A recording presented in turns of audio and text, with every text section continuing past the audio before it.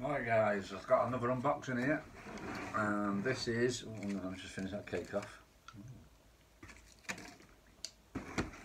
I got this at Christmas, present to myself, but I couldn't really open it and do anything with it because I needed a smart charger to go with it and the smart batteries, which I didn't have, and I thought I could just use my normal batteries and put a different plug on it, but I decided against that and I ended up getting a smart charger and a couple of smart 850 batteries. So this is a Horizon Hobby Blade what was it? 230S. So I'll check it out on here and have a quick look. Typical upside down. Spectrum radio gear, even comes with its own little radio, Spectrum DXS, cheap, feels cheap. Let's get rid of that. So there we go, you've got your buttons, you've got your 3 flight modes on the top, you've got your bind button, which is also your panic button. So if you're messing about doing 3D and you lose orientation, press the panic button, it'll self-center itself that way. Throttle cut, and I'm assuming that one there is dual rates. So that's pretty good. It's pretty similar to my DX8E that I've got. I mean, I could even bind my DX8E to it, but I'll leave it as that as it is for now. So it's pretty decent. It's like you say, it's a little bit bigger than the SRX 200 that I recently posted. So obviously I want to move up gradually into bigger helicopters. So I'm going to start flying, hopefully get this out as well on Sunday for a flight review. Get some footage of this flying as well, as along with the 200 SRX. And then hopefully you've seen in my previous video where I required a 7200 BX receiver for the Airwolf. Well, I've got one. Well, I've not got one, but a guy's got one for me, and it's just a matter of him letting me know when he can send it to me, and then I can pay for it. So that'll be getting flown as well, hopefully. So let's have a quick look at this. It's got a nice thick boom on it. This is also a dual motor, the same as the SRX, but it seems to have quite a small tail blade compared to the SRX. Blades are quite big. Nice swash. I might get this upgraded at some point as well. The only thing that I'm worried about with this is if I have the same issue that I had with the Blade 200 SRX when I first got it. The tail motor failed and I had to add the second ESC to run the tail motor. So I'm a bit worried about that. I haven't looked at any videos on this helicopter yet, so I might do that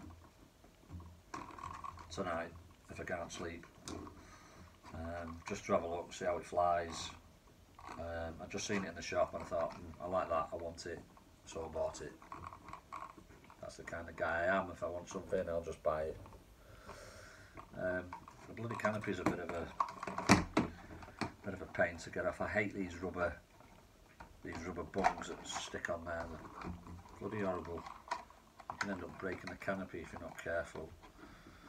So pull that off. Let's have a look. So it's pretty much the same as the 200 basically. Servos are obviously in a different place. In fact, this has got, obviously I thought it had an extra servo then, but it's not. I've still got 3 servos the same. So obviously you've got your forwards and backwards, your left and right, and your up and down.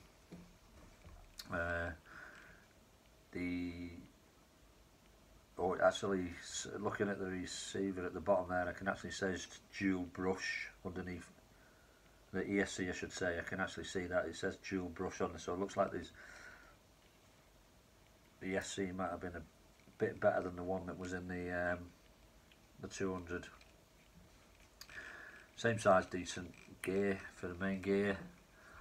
So that looks like it could, you know, fly pretty well. This is, I say, all 3D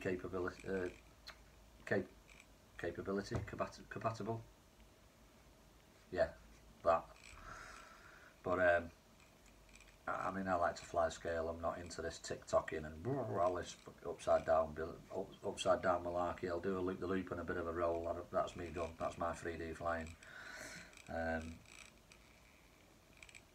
sounds a bit rough on there, but that's the little IC2, I believe, is the connection for that, which obviously I didn't have. So anyway, I went and bought a smart charger. So this is the smart charger,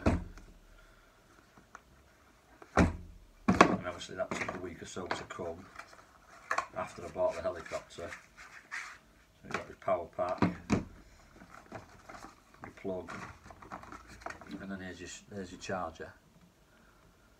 So I believe it's got you can change the ampage, so you half amp, 1 amp, 3 amp, 5 amp, and you can change batteries, LIMS, life, LiPo and LHV. I think you tap it to change one side and keep it pressed to change the other side, and then when the battery's plugged in you just press and hold for a couple of seconds and it'll start charging. Like I said, I didn't realise that you needed. So the helicopter plug is an IC2, which is what's on the batteries. Massive box for a little battery. So that's the IC2 plug, which plugs into the helicopter. So I went, as soon as the battery charger goes, oh, I'll charge the batteries up. Oh no, you need a lead, because that's an IC3. What kind of, what kind of crap is that? Who come up with this idea? So I had to buy this lead then to convert it from an IC2 to an IC3, so I can plug it in the charger and charge the bloody battery up. You know what I mean? So obviously that's powered the battery up now.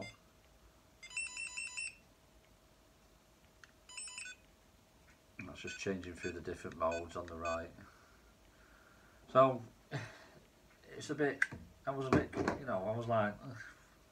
it doesn't make sense. So I think the helicopter cost me, I think it was £240 or something like that for that to come, and then the charger and everything with the 2 batteries, that was another £100 on top of that, and then another £6 for the lead. So that lead's only just come yesterday. That's why I'm doing a little review for you now, because I say I got the helicopter before Christmas and I bought myself a load of presents. So I'm going to go and charge these batteries up either tonight or tomorrow when I get back home. And like I said in a previous video with the SRX 200, I'm hoping to get out on Sunday for a little cheeky flight to show you the SRX and hopefully maiden this 230S. But I can see this canopy going to start to annoy me straight away because they're just a pain in the ass, and you always end up stabbing yourself like that, because when you push it on they stick through the rubber things on the sharp. I knew that was going to happen. You can't get away with it. If you push it on the side you end up cracking the canopy. Right, there we go. So that's the 230S, and then here's the Blade 200. Let's just set that off so we can see the comparison.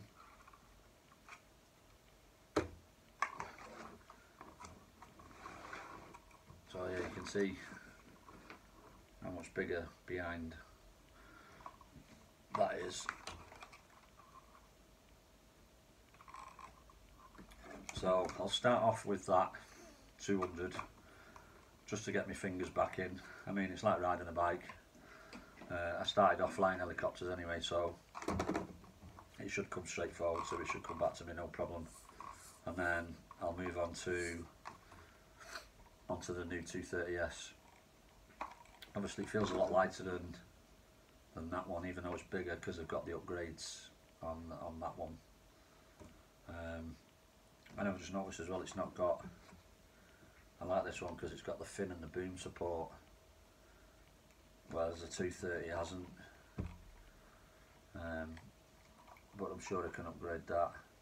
And I'm assuming this is the bind, for the bind plugger to plug in there. They've put an adapter from the back of the receiver there, so if you wanted to change it to a different radio you could do.